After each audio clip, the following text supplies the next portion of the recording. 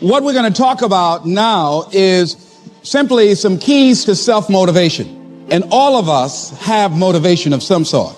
I define motivation as the desire to achieve that which you believe to be worthwhile. And many people go through life never getting in touch with their greatness because of the lack of motivation to push themselves, or because they have not found something that they believe to be worthwhile to challenge them.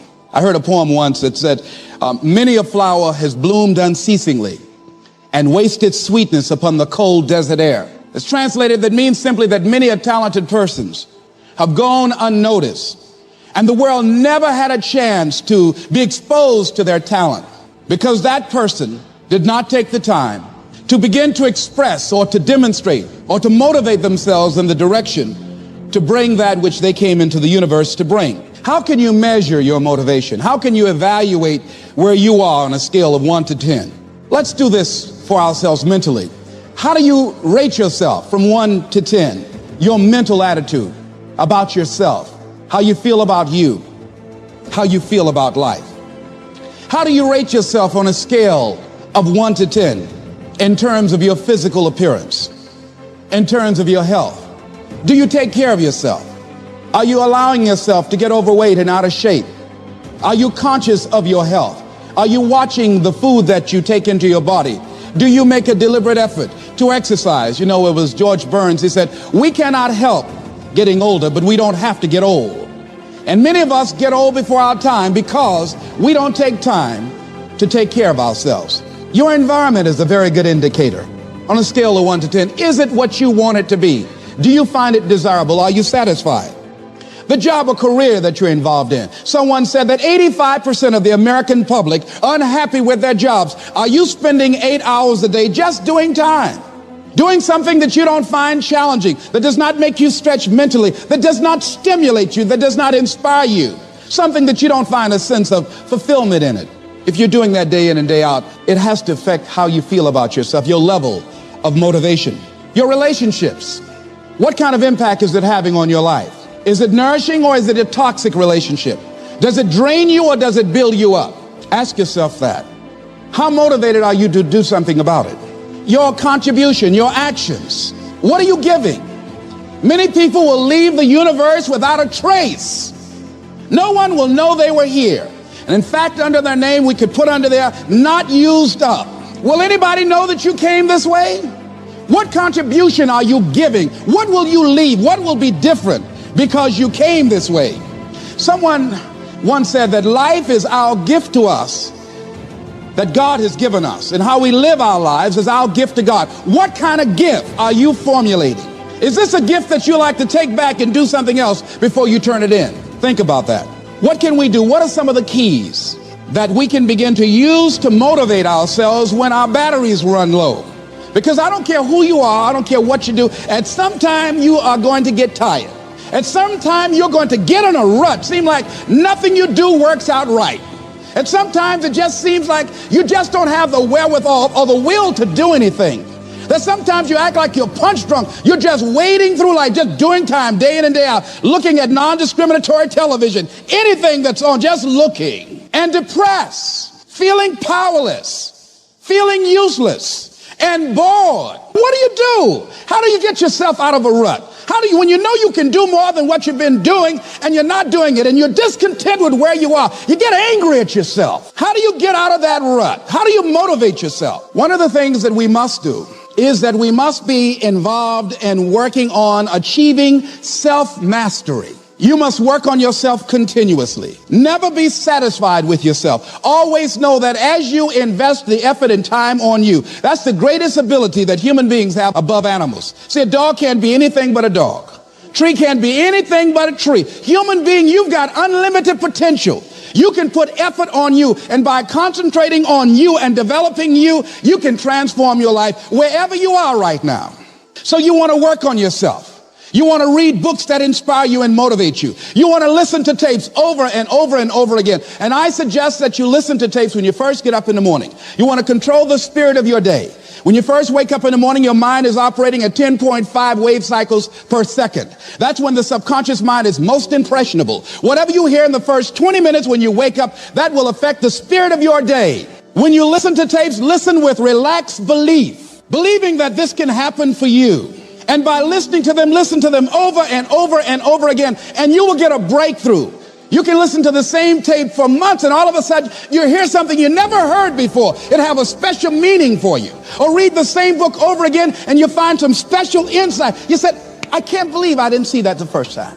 So you want to be involved in developing yourself. Most people won't do that. Most people won't take that kind of effort and invest that kind of energy in themselves, because they will fall prey to that conversation within. Oh, don't do that. You don't have time. You're too busy. You're too caught up in the rat race. Most people won't do that. Well, they won't take time to go to lectures. They won't take time to go to seminars. They won't take time to go to classes to improve themselves. And as you continue to work on yourself, you will begin to expand your vision of yourself. You'll begin to work towards self-mastery.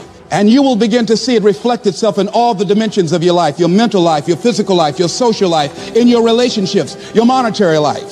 So concentrate on developing yourself, because if you don't, I guarantee you that you will make a settlement. And most people have. And most of us already have. What kind of settlement have you made with your life? You know, when we make settlements, out of court settlements, you've heard them. That means that you decided to take something less than what you originally wanted to get had you gone into court. And the reason that you settled outside of court is because you didn't believe that you can get it. So you made an out-of-court settlement. Many of us are making in-life settlement. We're settling for less than what we actually deserve. We don't feel good about it, but we make it work in our minds. We'll come up with some kind of excuse to make it all right. What kind of settlement have you made with your life? Many of us settle for less than what we want out of relationships because we don't have the courage to change them. I had a seminar I used to do called, Are You Living Together or Dying Together? Many people are just dying together. Gladys Knight used to have a song that says, neither one of us want to be the first to say goodbye. The next thing is, in order to begin to find some keys to self-motivation to drive yourself, in addition to working on yourself, and as you work on yourself, you feel good about yourself, and as you feel better about yourself, you treat yourself differently. Develop a health plan.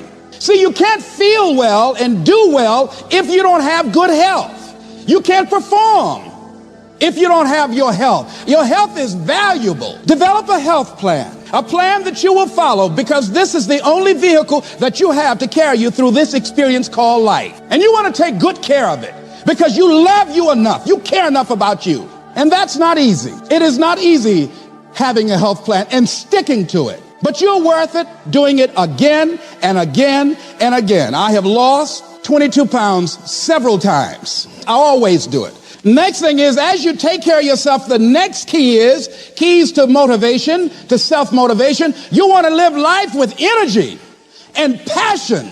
You want to make a conscious effort to be lively. See, in life, you either saying hello or goodbye. You either on the way or in the way. Leave dead people alone. Some folks just walking around looking sad. How you doing, honey? Stay away from these people. Just go away from them. You want to smile. You want to be happy. You got a lot to be thankful for. But you watch some of the faces around you every day. And I tell you, some of these faces, they will put you in a depressed state of mind. So you want to avoid these kind of faces.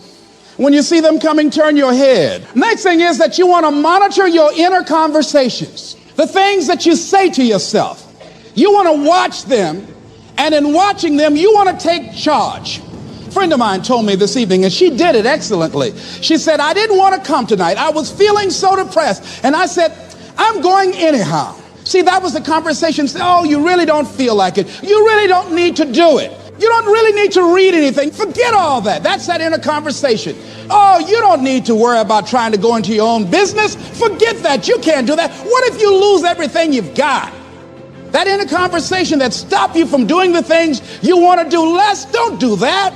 How can you possibly think about being a motivational speaker? You don't have the contacts. You don't have the money. You don't know the right people. You're going to get up there and your mind's going to go blank. Forget all that. You remember that time you got up before some people and you panicked? You stood up and your mind sat down. Don't you remember? And I said, yes. And then I said, shut up. So you've got to learn to stand up to yourself inside yourself. And short circuit, override that conversation that's always going on. 85% of what that conversation will tell you is negative. It's negative. It will tell you you're tired when you really are not tired. It will tell you you can't do it. It will fill you with fear. So you've got to watch that conversation. And when you find it going on, you've got to stand up to it and say, I'm going to do this anyhow. I'm afraid, but I'm afraid not to do it. And I'm not going to let you stop me. The biggest challenge that you will have in life is you. There's an old African proverb that says, if there's no enemy within, the enemy outside can do us no harm. The next thing that is a key to self-motivation is that you've got to ask yourself, what do I want out of life? What do you want out of life? What do you want out of a job? What do you want out of a career? What do you want out of a relationship? What do you want? What gives you your life? How will you know when you got it? What will make you happy? You need to know. You need to start asking yourself some questions. What do I really, really, truly want? You need to be exact about that. Don't be vague. Oh, I just want to be happy. That's too vague. What will make you happy? How will you know when you got it? Zero in on it. Be exact. Be specific. And as you do that, that will stimulate that superconscious mind, or the reticular activating system of your mind, that will begin to find those things, to identify with it. And once you begin to determine that which you want, take the time to write it down. Don't just think about it. Write it down. That is a subjective process that engages the subconscious mind. Write it down. Once you write it down, read it 3 times a day, morning, noon, and night. Why is that important? Because what it will do, it will cause you to focus. It will cause you to concentrate. When that other conversation is going on, telling you what you cannot do, telling you all of the impossibilities and all of the obstacles, your concentrating will begin to create a larger vision within yourself, and you'll start looking for and seeing some new opportunities. You start creating some openings for yourself. As you begin to read that every day, day in and day out, that will make you focus. That will discipline your thinking, and you'll get all kind of creative ideas. As I talk to you right now, being involved in this immersion process, you're going to create some openings for yourself. You're going to get some ideas. You're going to feel your adrenaline flowing, and you're going to think about something, some idea you had, and you say, I want to go back and I'm going to look at that again from a different vantage point, not from the level of the problem or the obstacles that I encountered, but from a higher vantage point.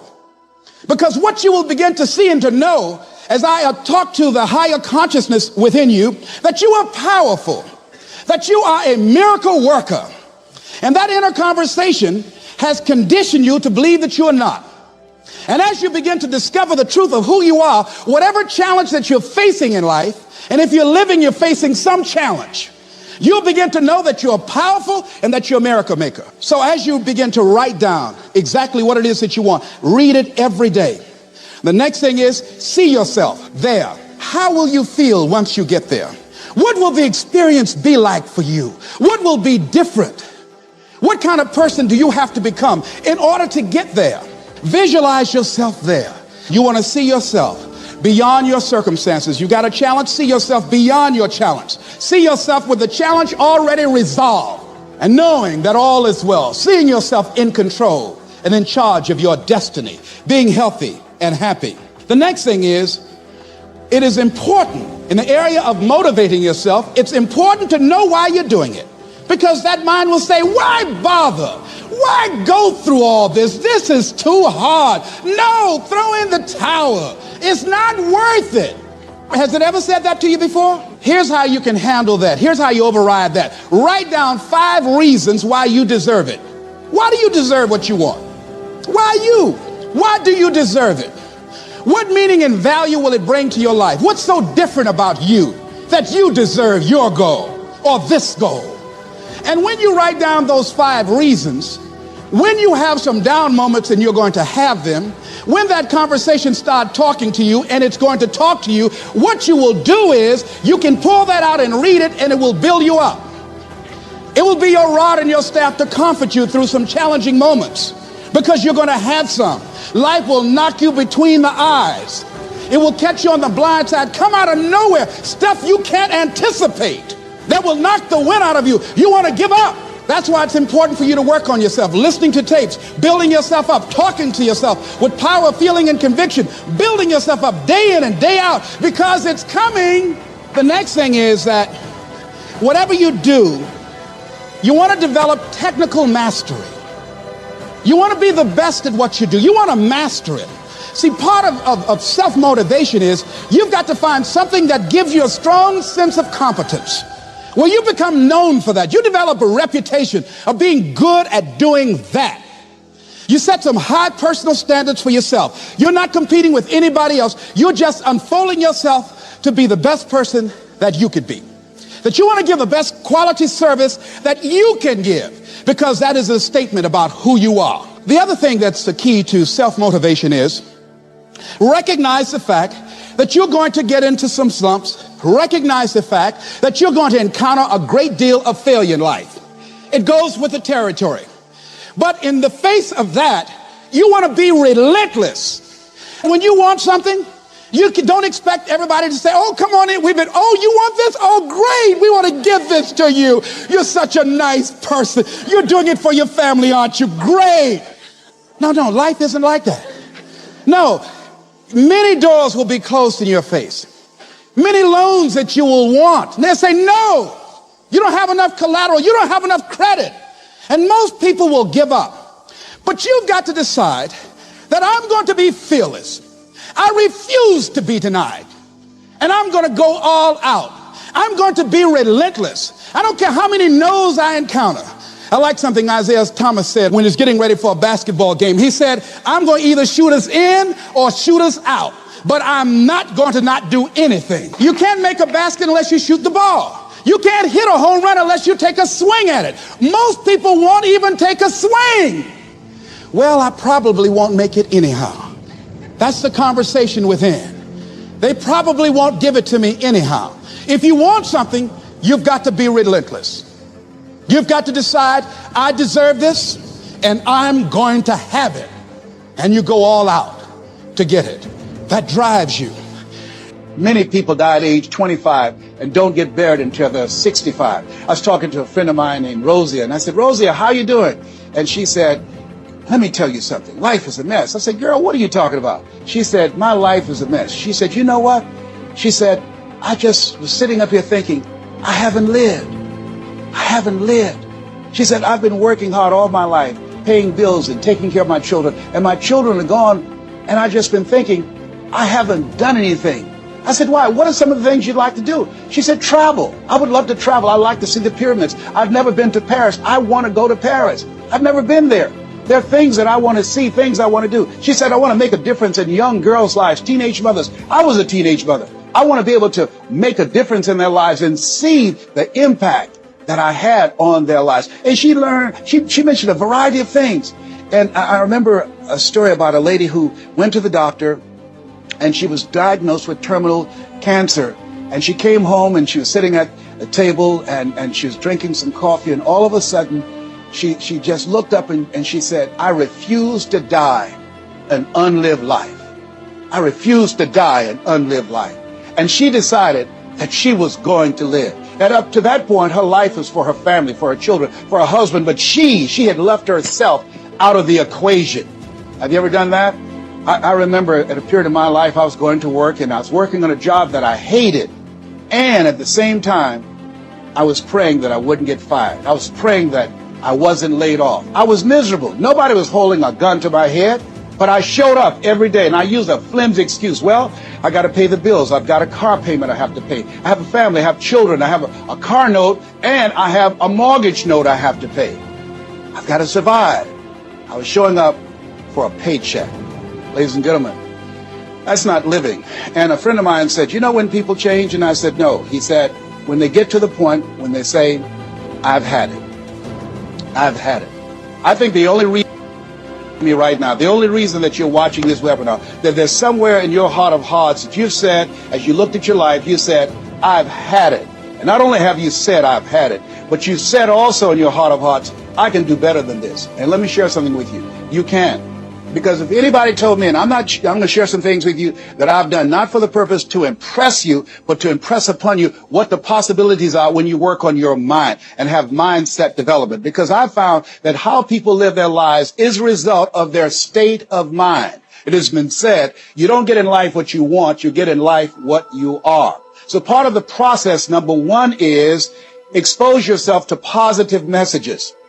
See what I'm doing right now? I'm distracting the story that's going on in your head right now. How you live your life, how I live my life, how all of us live our lives is a result of the story we believe about ourselves. And most of us are born into stories. I was born into a story where we were poor, but we didn't know it. I didn't know we were poor until I got on a bus with my mother going to do domestic work on Miami Beach. And when we crossed the Venetian Causeway and I saw those big, beautiful hotels, and I was in the homes with my mother making up beds and cleaning, and we ate the food left over from the families that she cooked for. And we wore the hand-me-down clothes of the children that she kept. And I kept saying, Mama, what is it, boy? As we got ready to pack up to go back home and to Overtown and Liberty City and all the poverty and filth and the violence there, I said, why can't we stay here?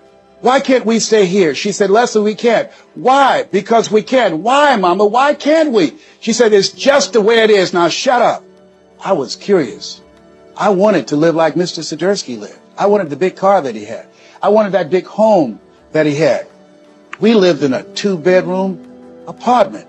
It was 7 of us, plus Mama. He had a big mansion, just 3 of them, 10,000 square feet. I said, Mama, what is it, Leslie? One day, I want to buy you something just like this. My brothers and sisters, when we were on the bus going back, they were just engaged in playful things. I was thinking and dreaming. Mama didn't understand why I was thinking like that, because I'd been exposed to positive messages. I had to take care of Mr. Swiderski. I had to shine his shoes and clean his office. And every day when he was listening to motivational messages, I was hearing those things too.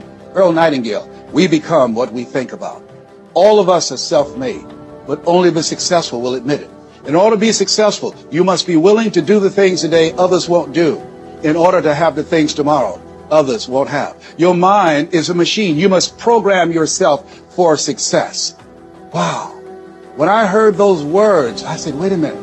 I can program my mind for success. I can program my mind for wealth. You can too. Trust me. I've earned over $55 million in the last 28 years. Anybody told me that I would be doing what I'm doing right now? I spoke recently in Sweden. They paid me 40,000 euro for an hour speech. I had no idea that this Les Brown that you now see had the ability to do that. I used to work for the Miami Sanitation Department as a garbage collector. I used to be a janitor. I used to do door-to-door sales. I used to work for Sears in Miami on Biscayne Boulevard. I had no idea this Les Brown that you now see had the ability one day to give lectures at Harvard or Yale or Dartmouth University. I had no idea that this Les Brown existed. I don't tell you that to impress you, but to impress upon you. There is more in you. Simba, there's more in you than you have been expressing. All of us have seen Lion King, some great symbols in there. And I say to you, there's more in you right now than's represented in your bank account. There's more in you right now that's being reflected by your life right now. Your life is not a true reflection of your potential. You have greatness within you. You have the ability to do more than you can ever begin to imagine. There's a reason that my favorite book says, as a man thinketh, so is he. And as he continues to think, so he remains. In order for us to begin to break into that level of greatness that we have within ourselves, you have to make a conscious choice every day to expose your mind to positive messages.